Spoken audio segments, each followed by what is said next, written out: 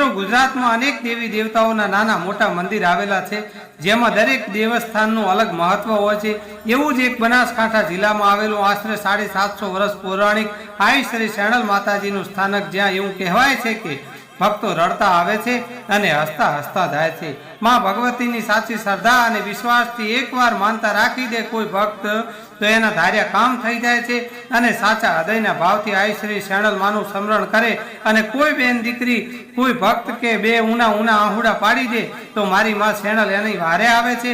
મિત્રો, એવું કહેવાય છે કે આઈ શ્રી શેણલ ધામ માગરોળ માતાજીને હજારો કિલો મીઠો સુખડીનો પ્રસાદ ભક્તો ધરાવે છે અને અહીંનો સુખડીનો પ્રસાદ લેવા ભક્તો દૂર દૂરથી આવે છે। એવું અનેરું સુખડીના પ્રસાદનું મહત્વ છે અને એવું કહેવાય છે કે માગરોળ શેણલ ધામ જેવી સુખડી ઘરે પણ બનતી નથી।